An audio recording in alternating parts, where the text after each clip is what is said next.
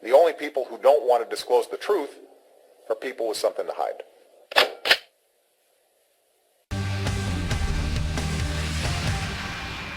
Kelly File exclusive for you now. A powerful Republican senator is today getting national attention after filing a lawsuit to stop what he calls a double standard in the health care law. Wisconsin Senator Ron Johnson joins us now. So, Senator, you're getting pushback from your fellow Wisconsin lawmakers, including on the Republican side, in addition to Harry Reid and others who are calling this a political stunt. What exactly are you suing over? Well, Megan, listen, this suit is about overturning a very unfair ruling by the Office of Personnel Management that gives special treatment to members of Congress when they get their coverage through the exchange. They actually get pre-tax, tax advantage employer contribution. No other American gets that same special treatment. So it's a matter of basic fairness. It's also a matter of standing up, ensuring that we actually enforce the rule of law, because let's face it, this president across the board is pretty well just ignoring his constitutional duty, his oath of office, to faithfully execute the law. So if you don't like the law, fine, I don't like the law. You have to come to Congress and you actually have to change the law. You have to pass a new law. That's the way our republic is supposed to work. So Obamacare requires people, certain people, to go to the exchanges and get coverage. And it says that Congress and members of your staffs have to go to the exchanges and get coverage. But they were getting coverage from the federal government before Obamacare because they're federal employees. Yeah. And so but it says under Obamacare they're going to get subsidies paid for by the feds. And you say that's a double standard because not everybody automatically gets a subsidy. In a nutshell, is that it? I mean, that's broad, but is that it? Yeah, it is, because again, the next wave of cancellations are going to be Americans with employer-sponsored care.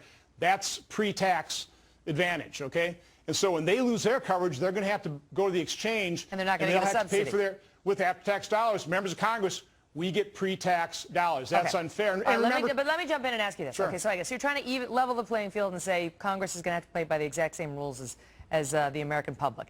But here's my question for you, because typically when Congress objects to something the president does, and he's done many things that Congress has objected to with Obamacare. I mean, just sort of, he's been accused of thinking he's a king, right? Just like, I'm just going to rewrite it with this.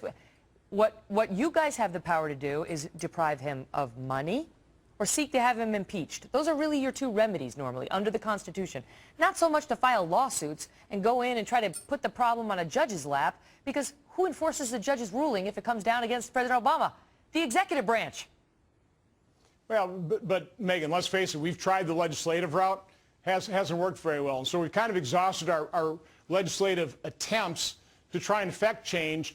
And right now, from my standpoint, I think this is a very important issue. Remember, Democrats, when they were passing this law, the American public was pretty skeptical. So they made this big show that they were happy to participate fully in Obamacare. Get their health care through the exchanges, certainly comply with all the rules and regulations. They were happy to do that until 0 hour, and all of a sudden they're faced with the reality situation. So the only way they're going to start changing this law, the only way they're going to start repairing and limiting the damage is if they feel the full, harsh realities of the law. And that's another thing this lawsuit would actually accomplish if we're successful. And I think we've got a pretty good chance at it. All right, my last question to you is, you've got Jim Sensenbrenner, Republican from Wisconsin, coming out and calling this an unfortunate political stunt. It's politically motivated. It's likely frivolous. It will not achieve the result you're seeking, and saying that this is nothing more than a standard benefit that most private and all federal employees receive, including the president.